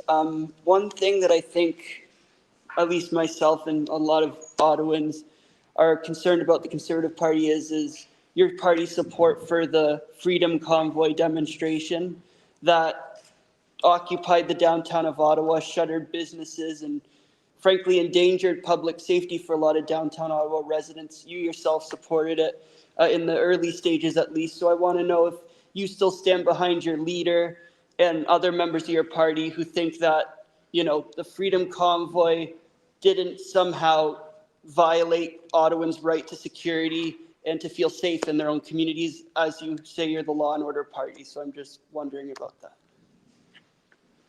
Yeah, on that, I respectfully don't think some of your preamble really captures the things that were actually said by conservative politicians at the time. I certainly spent time talking to people who came as part of that event. I wanted to understand what their motivations were, why they were here, and what their concerns were. And I agree with the comments our leader made at the time, which were that people are individually responsible for their own individual actions. I think there were a lot of different people that were here for different kinds of reasons. I think it was a context in which a lot of people's lives were severely negatively impacted by decisions of government and further the government took action that has been subsequently ruled unconstitutional. So I think a better government could have engaged with people that had concerns in a way that diffused the situation and was more constructive. That shouldn't be understood as an endorsement of everything that everyone who was there did, obviously. But I think finding that space between a right to protest, but also in a way that is minimizing disruption, try to find that space and do it constructively would have been a better path forward rather than the unconstitutional use of the emergency statute. Just to add a little bit to this, the right to protest in a democracy is absolutely critical, and I think that all parliamentarians recognize that. If they don't recognize that, then it's not a democracy, quite frankly. But there's a line, and there's no doubt whatsoever, as the public inquiry made it very clear, that the convoy crossed that line.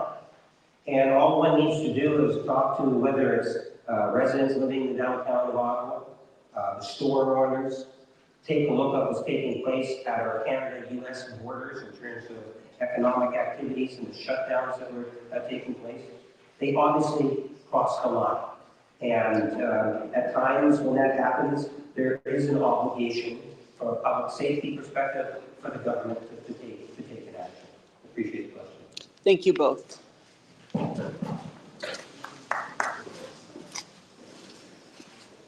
So my question is to you, Kevin. I want to warn people in the crowd, this is an uncomfortable question, but the reality is this is the real situation for thousands of Canadians. A couple years back, I lost my friend to human trafficking.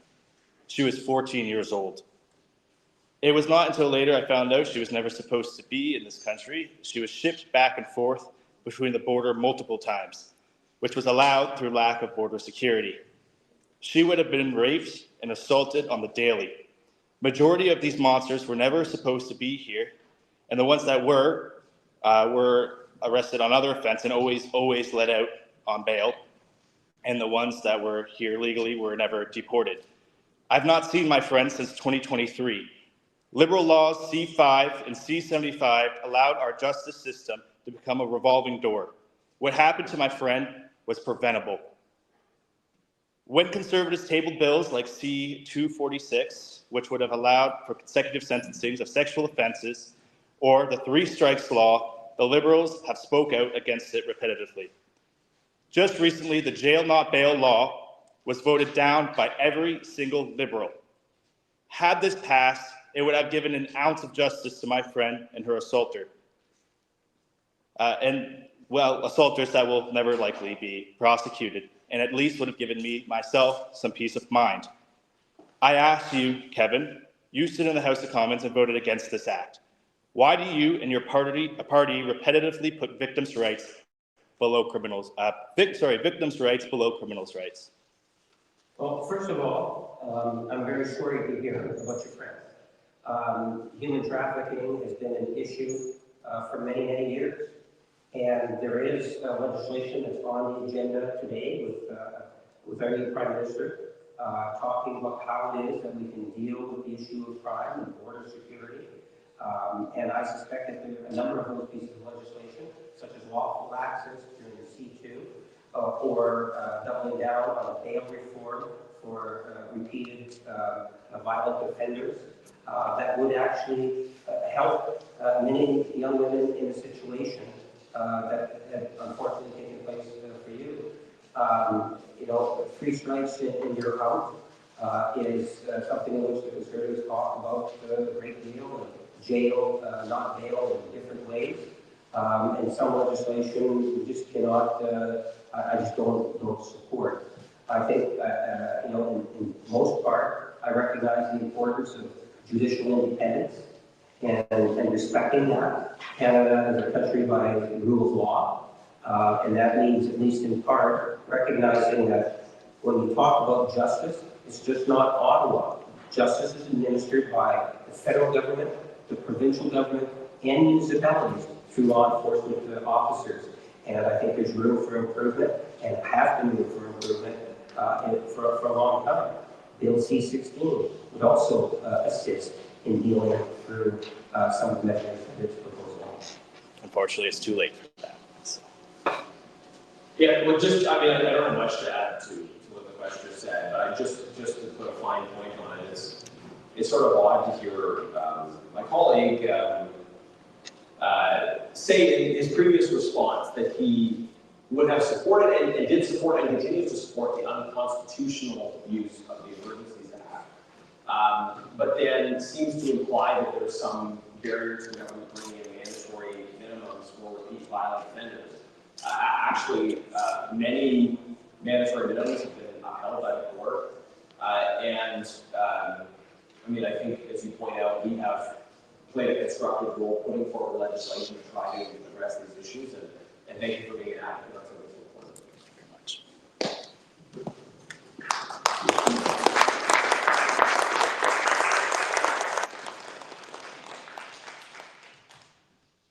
Hello, MP Janice, just a question for you. So as you know, our former Prime Minister, he was known to say that in Canada we have no inherent identity.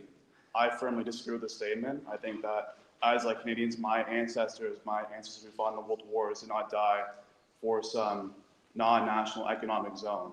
I think we do have an inherent identity. So I just wanted to ask you the question. Do you think that there is a Canadian identity, and if so, what is it?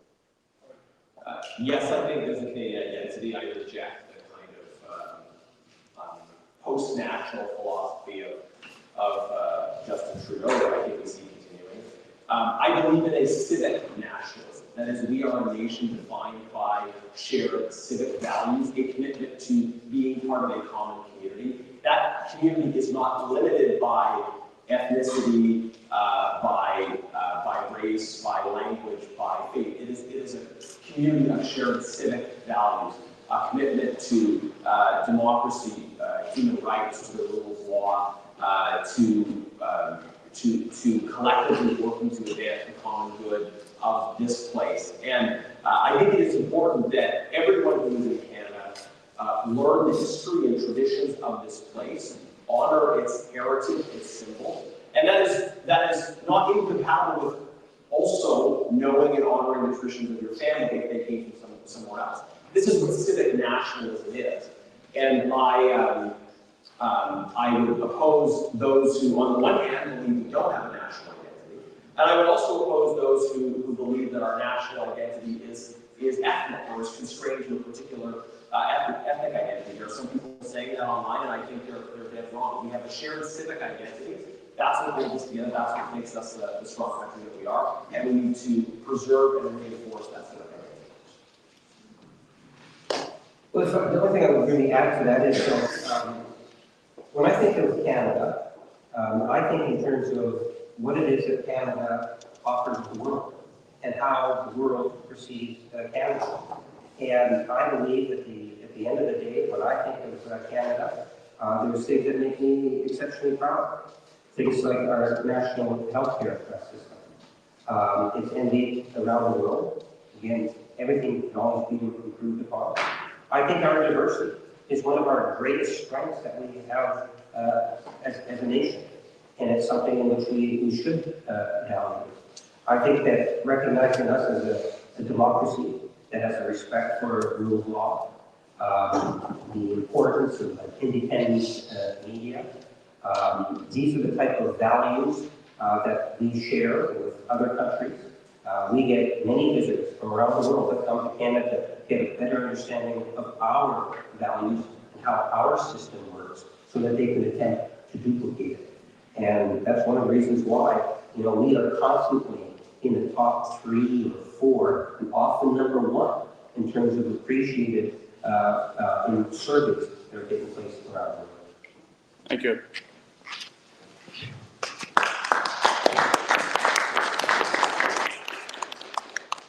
Hello, Mr. Lamoureux.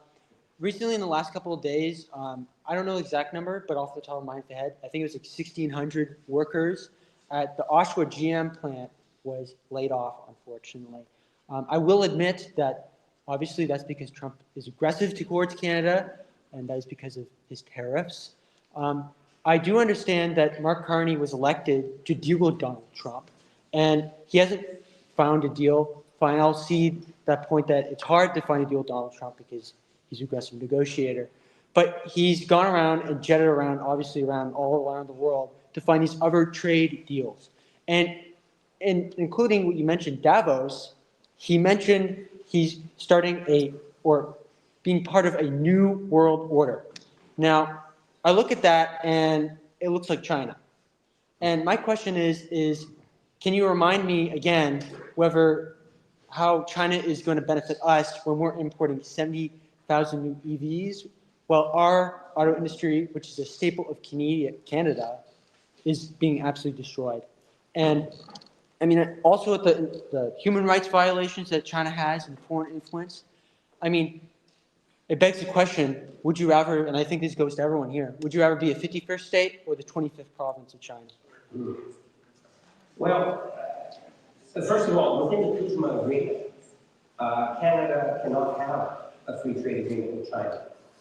What we have with China is no different than what the United States has with China. And there have been irritants that have cost the Canadian economy a considerable amount.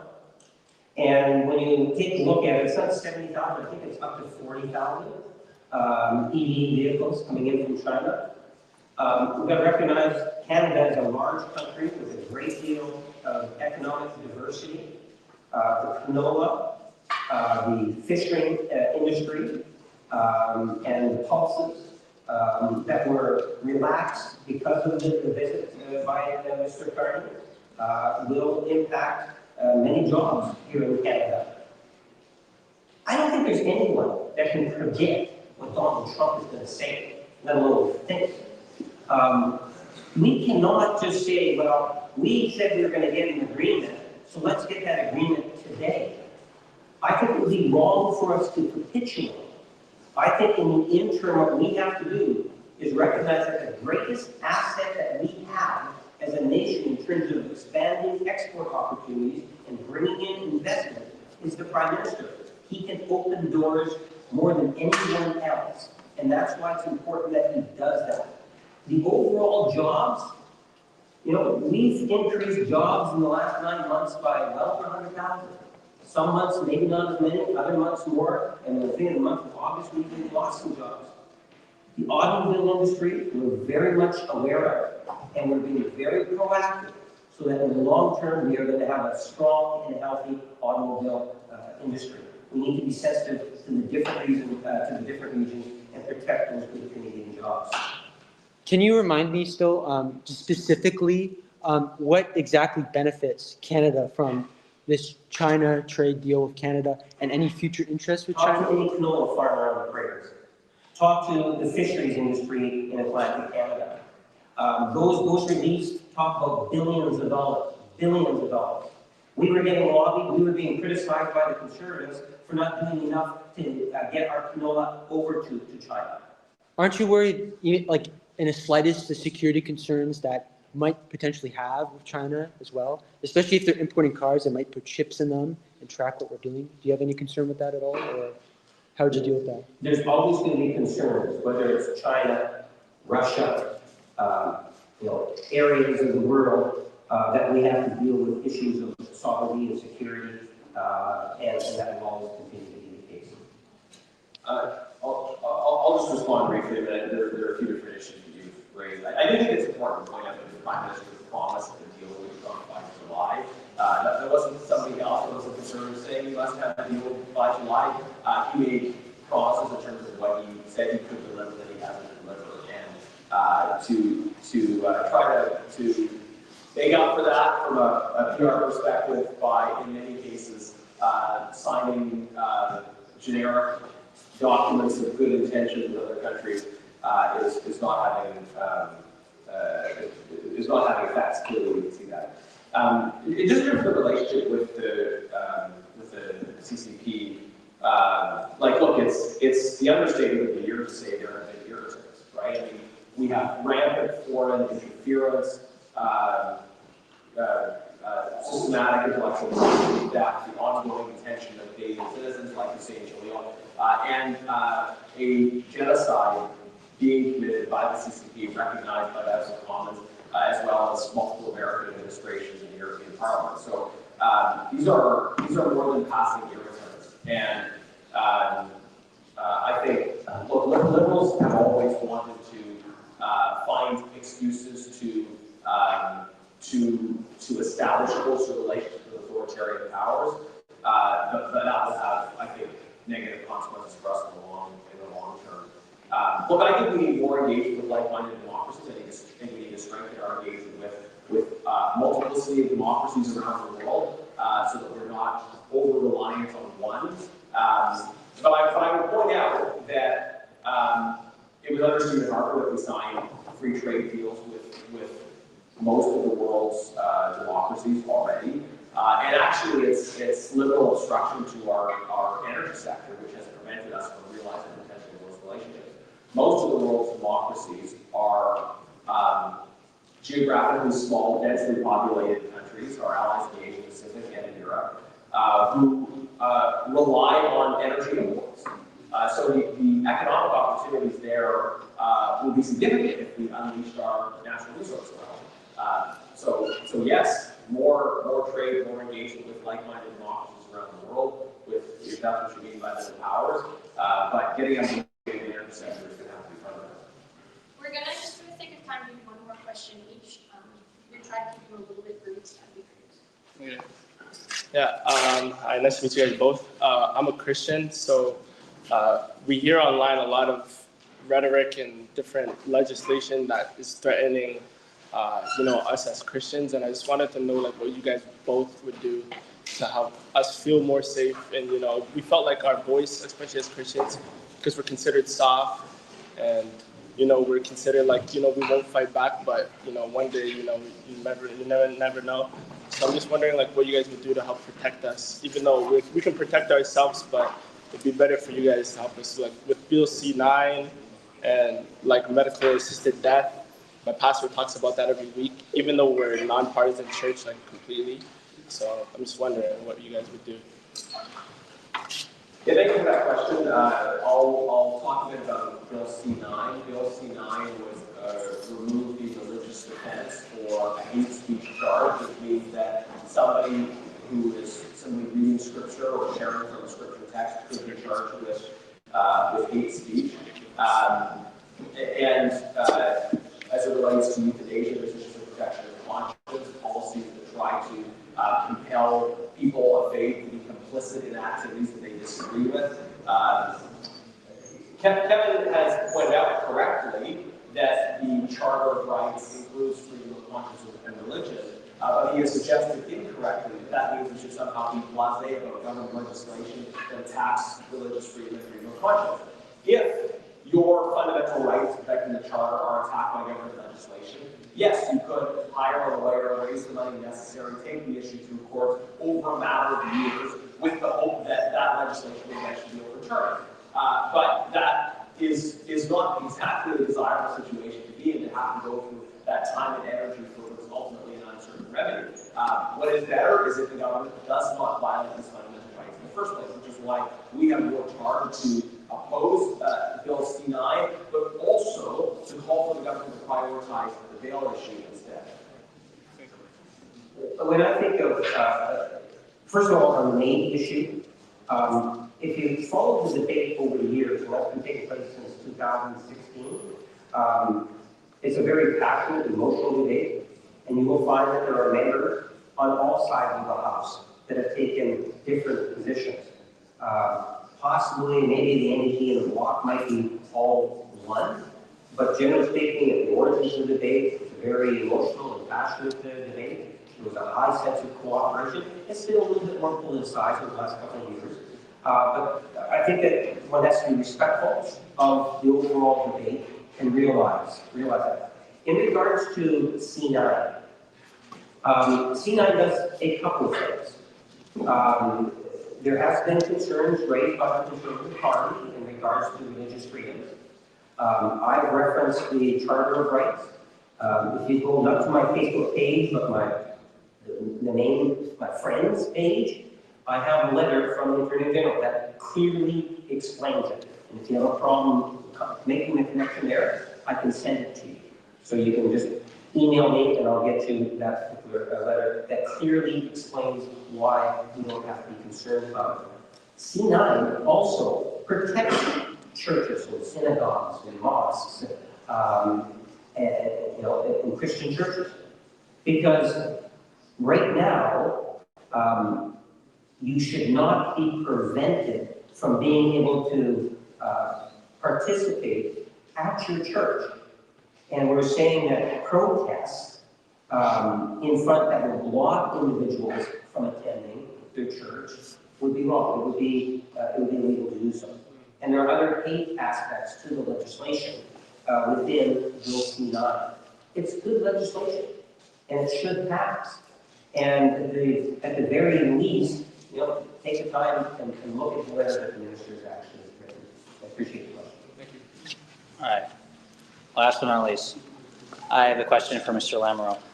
As someone who voted for Pierre Poilievre in the Carleton riding, I will admit, actually, I'm pleasantly surprised thus far at the moves made by Prime Minister Carney internationally. I like the Davos speech. I like the multipolar new order. I like all that. However, I have worries when it comes to how effective he'll be at home. See, I grew up in the port town of Prince Rupert, BC.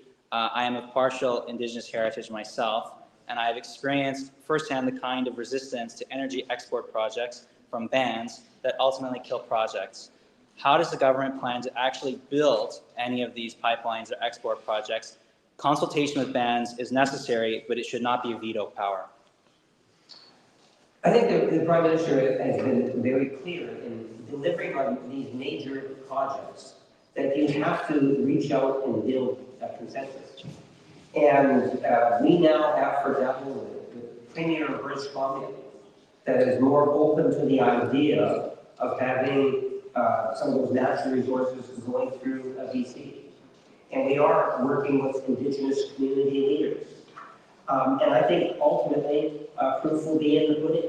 The LNG is a major project that's a part of those, the first five that were actually approved going through the Calgary office that's been established.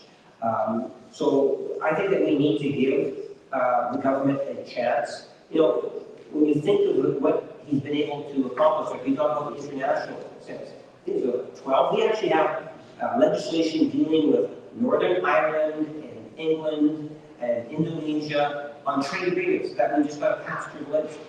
We also have commitments from President Marcos in the Philippines on trade. We have Prime Minister Modi in India on a trade agreement looking for 2026.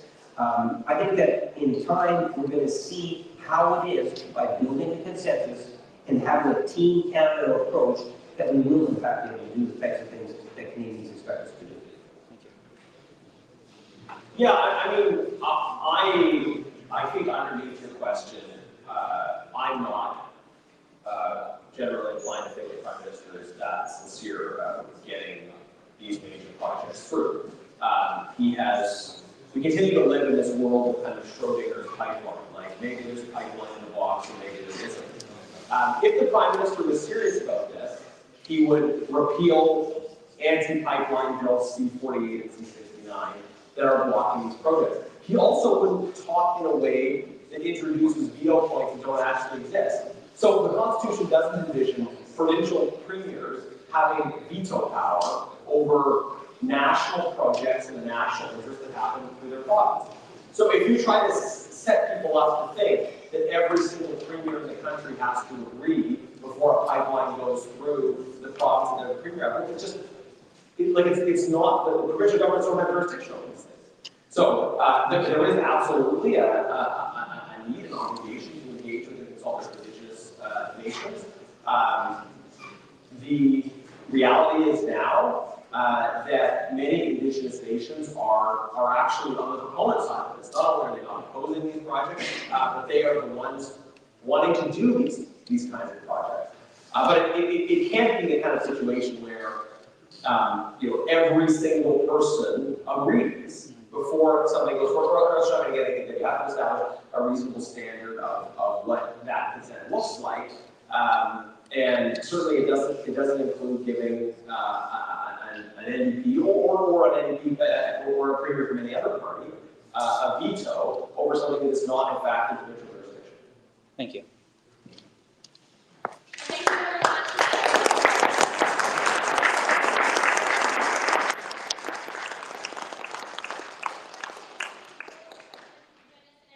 We really appreciate you guys taking the time to come out and speak to us tonight and have an opportunity for debate and discussion before we move. We're wondering if everyone could please come to the front for a quick group photo before you all disperse. Again, thank you so much for coming. We will be putting the social media and all the stuff back on the screen if you're interested in getting involved.